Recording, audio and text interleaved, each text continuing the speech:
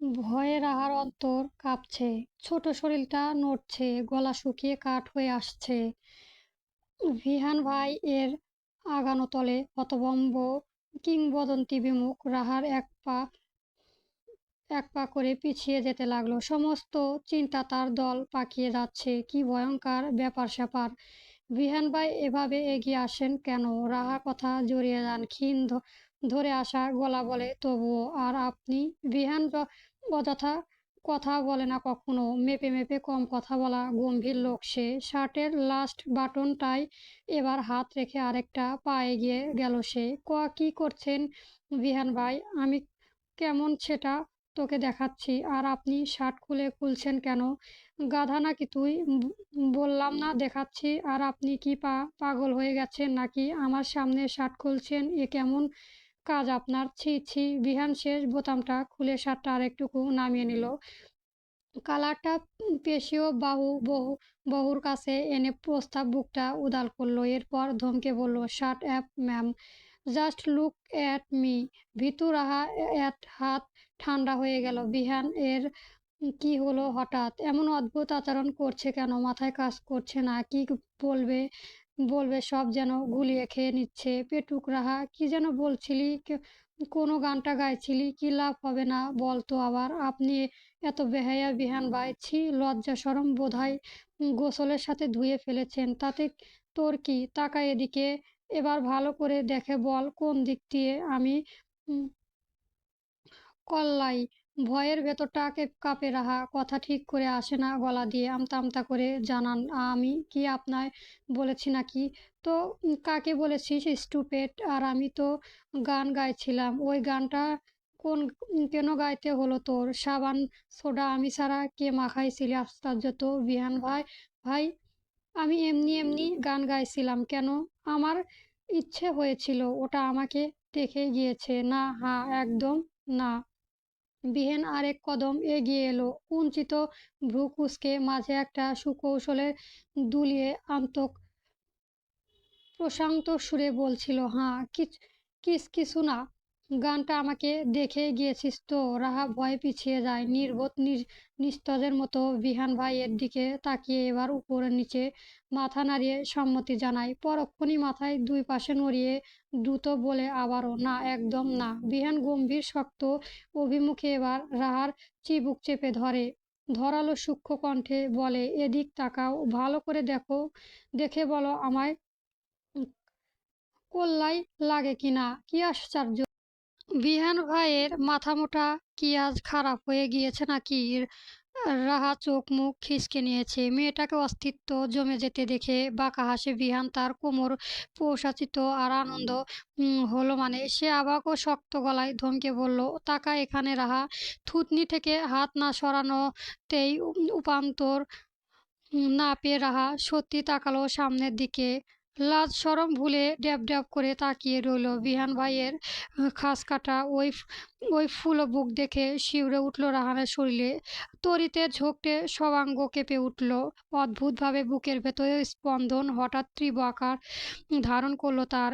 দিন দুনিয়া ভুলে বোকার মতো এক নজরে রাহার দিকে তাকিয়ে রইল বিহানের উদ্যম বুকের দিকে। তার এমন চোখের পলক না পড়ায় দৃষ্টি দেখে কপাল কুঁচকে এলো বিহানের।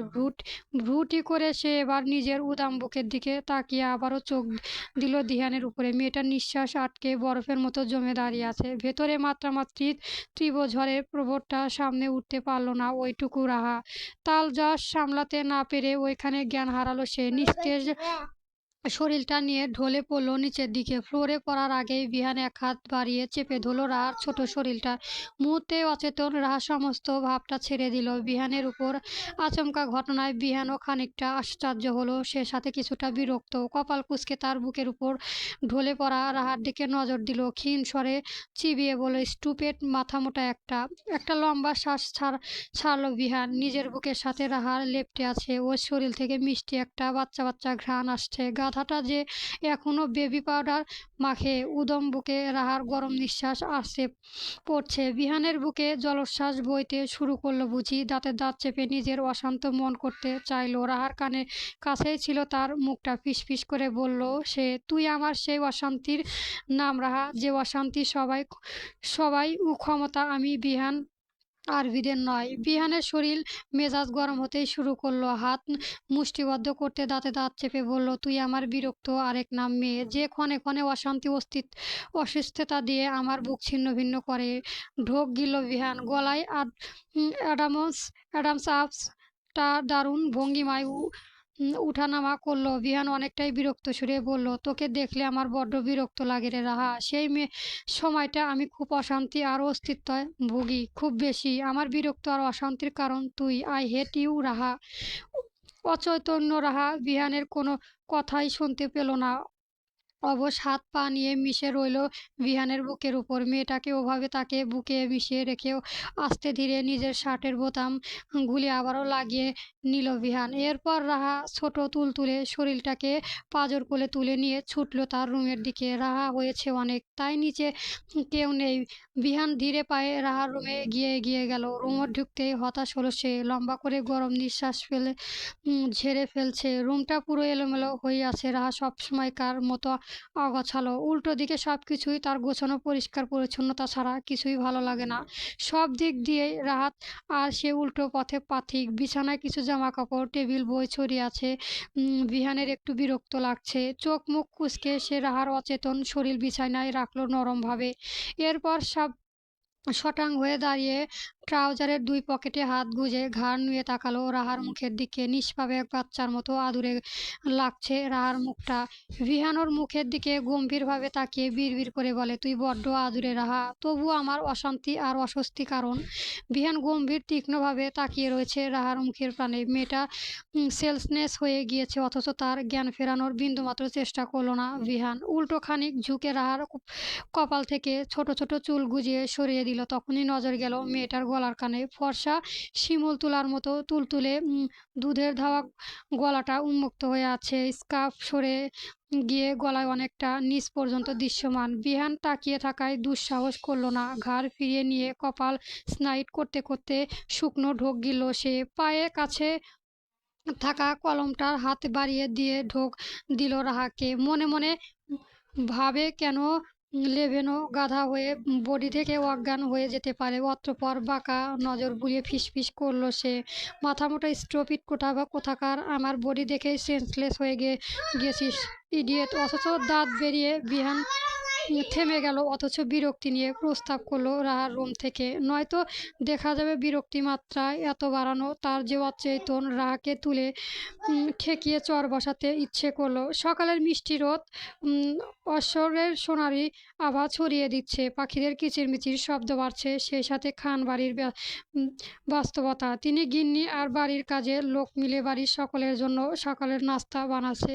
শনিবারের দিন বিধায় আজও রাহা অনেক বেলায় ঘুম থেকেই উঠেছে। সকাল সকাল ঘুম থেকে উঠে বাকিদের মতো তার চা খেতে মন চায় না। সে খায় গরম গরম এক গ্লাস দুধ।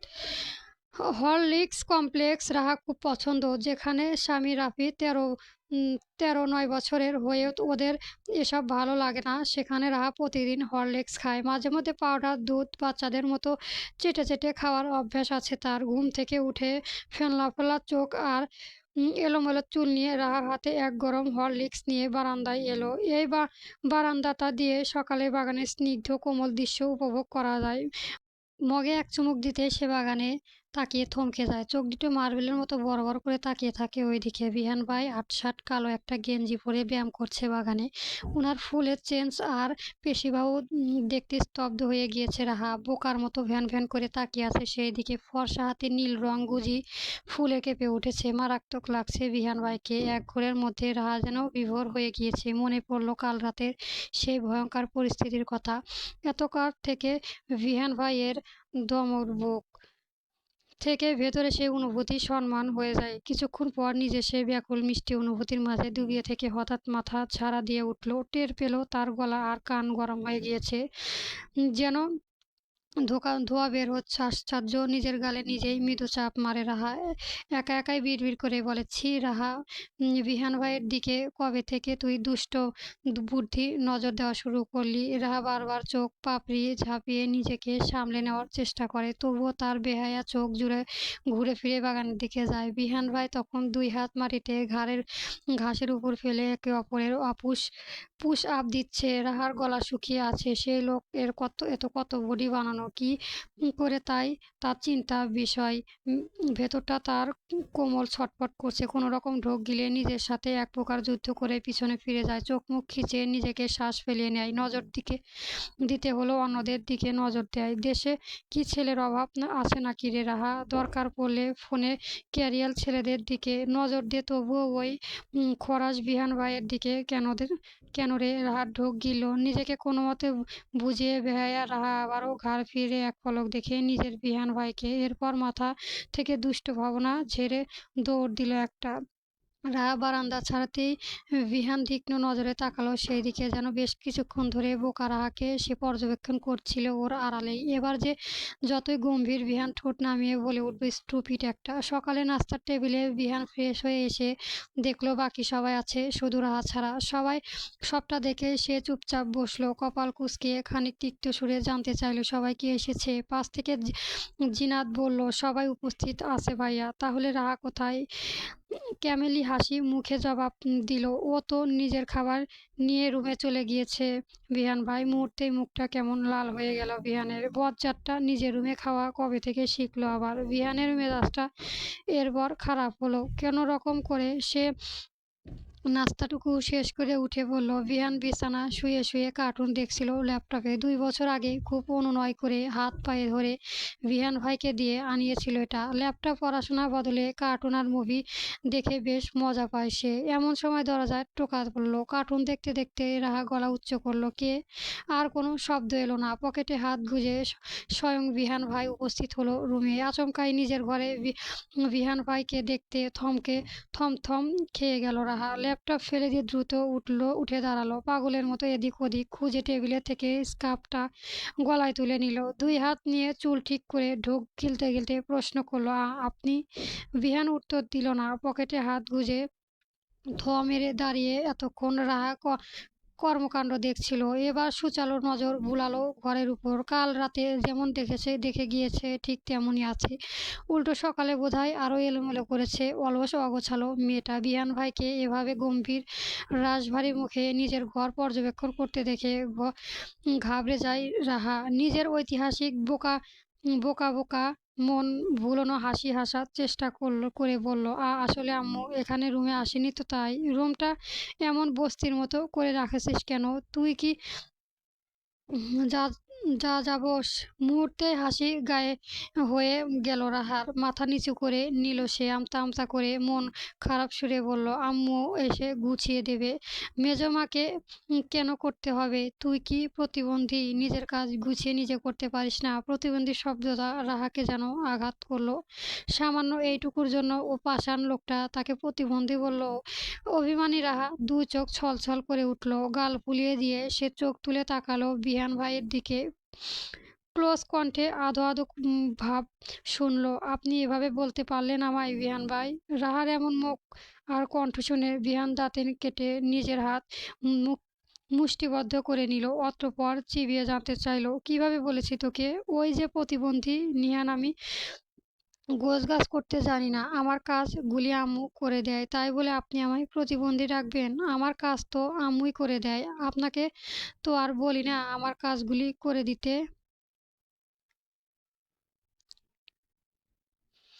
কথার জোরে শেষ বাক্যটা রাহার মুখ দিয়ে যে আচমকাই ফসকে গিয়ে তার মুখ দেখে বেশ বোঝা যাচ্ছিল বেচারি বোধহয় নিজেকে সামলাতে না পেরে বলে ফেলেছে, কিন্তু এখন আফসোসেও করছে বোঝা যায়। রাহা আবারও মাথা নিচু করে নিল। বিহান শক্ত কণ্ঠে বলল, সেই সাহস তোর আছে? আর না তুই বললেই আমি তোর কাজ করে দেব, সেটা তো আমি জানি। আর যাই হোক, আমার কাজ বিহান ভাই ইহজন্মেও করে দিবে না, আকাশ পাতাল এক হয়ে গেলেও না, দুনিয়ায় কেয়ামত হলেও না। বিহান দাঁত কটমট করে মনে মনে বলল, সব জেনেও বসে আছিস তুই, স্টুপিড। সকালে নাস্তা টেবিলে গেলি না কেন? সবাইকে রেখে নিজের রুমে খাওয়া এনে খাবার, এটা কোন ধরনের অসভ্যতা? আপনার জন্যই তো, আপনার থেকে দূরে থাকার জন্যই তো ঘরে নিয়ে চলে এসেছি। আপনার সামনে যেতে চাই না বলেই তো। আপনার সামনে গেলে আমার কেমন কেমন জানি লাগে বিহান ভাই।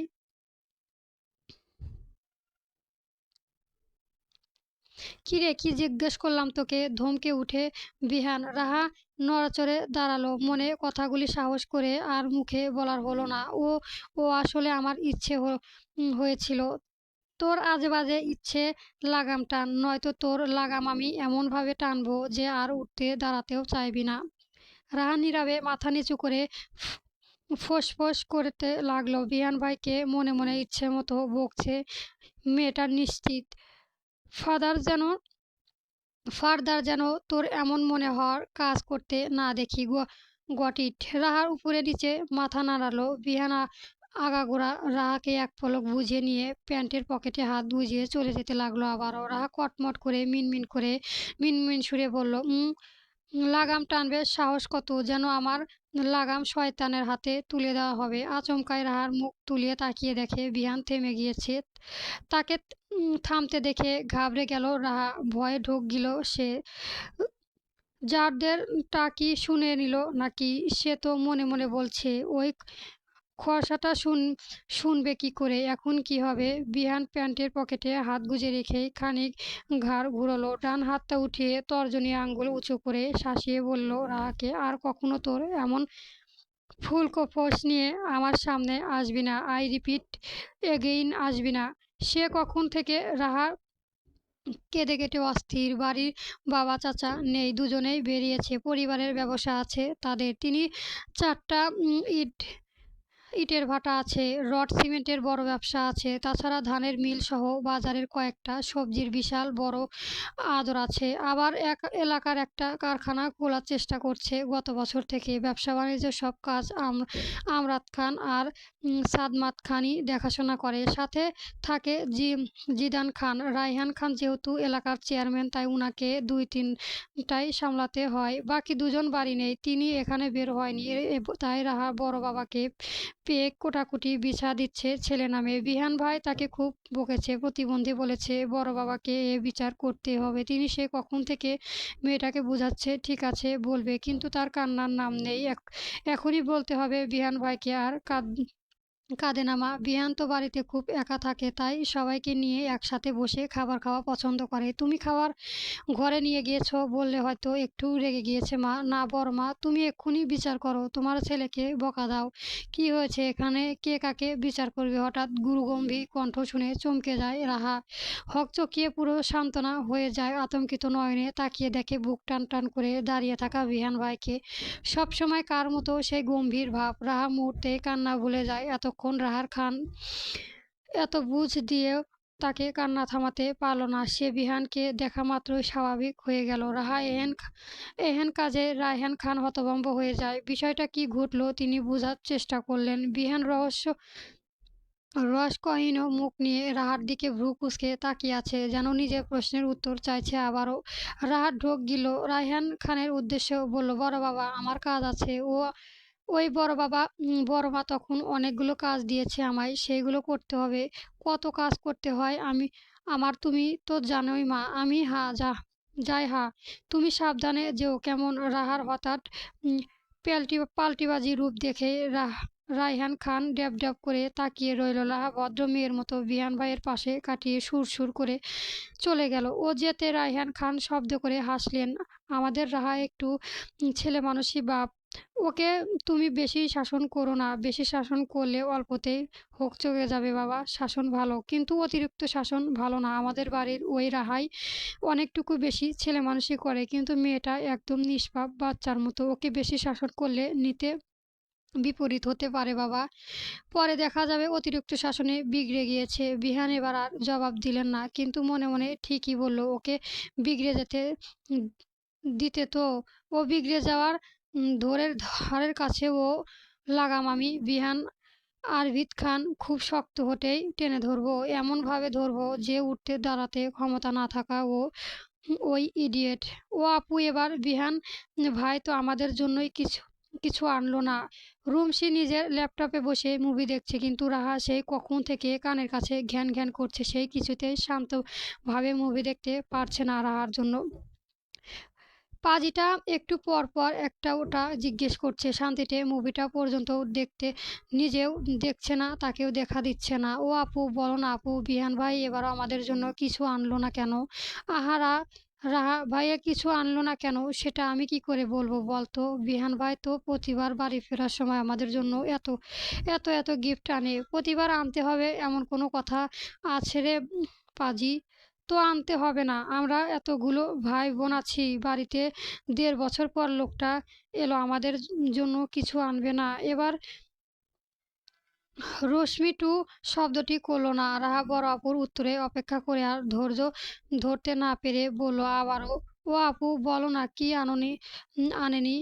রশ্মি হতাশা হলো। রাহার চরিত্র তার জানা, যতক্ষণ মন মতো একটা উত্তর না পাবে, তার সমাধান হবে, ততক্ষণ বক বক করে সবাইকে অস্থির করে দিবে। লম্বা নিঃশ্বাস ফেলে বলল রশ্মি, আমি জানি না, তুই ভাইয়াকে জিজ্ঞেস কর গিয়ে। এবার কোনো বিরক্ত না নয় রাহা, আমাকে মুভিটা শেষ করতে দে, এবার পড়া আছে আমার। বড় আপু ধমক শুনে বাধ্য হয়ে রাহা চুপ হয়ে গেল, কিন্তু স্থির হতে পারল না। যেন কোনো গিফট আনলো না সেটার জন্য সে অস্থির হয়ে গিয়েছে। কপালে ভাঁজ তুলে বেহায়া রাহা আবারও ক্ষীর আওয়াজ তোলে, ও আপু আপু, ভাইয়া কি এবার আমাদের গিফট দিতে ভুলে গিয়েছে? সেটা তো আর আমার জানা নাই না, কথা না।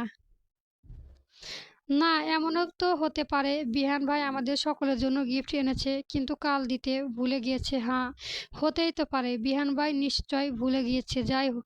যাই, আমি গিয়ে মনে করিয়ে দিয়ে আসি। ছটফটে রাহা দ্রুত বিছানা থেকে নেমে খালি পায়ে হুটুল বিহান ভাইয়ের দিকে। রশ্মি পিছন থেকে বরণ করছে, সেসব উপেক্ষা করে রাহা চলে গেল। রাহা, বোন আমার, যাস না ভাইয়ার রুমে, আবার বকা খাবি। রশ্মি কপাল কুঁচকে বিড়বিড় করতে থাকে, না জানি গাধা মেয়েটা আবার গিয়ে কবে ভাইয়ার ঝাঁকি খেয়ে এসে চোখ ফুলায়। পরবর্তী গল্প পেতে আমার চ্যানেলটা সাবস্ক্রাইব করবেন এবং গল্পটি কেমন হয়েছে কমেন্ট বক্সে অবশ্যই জানাবেন। গল্প ক্যাপ্টেন বিহান, আরভিদ, লেখনীতে সাদিয়া চলবে।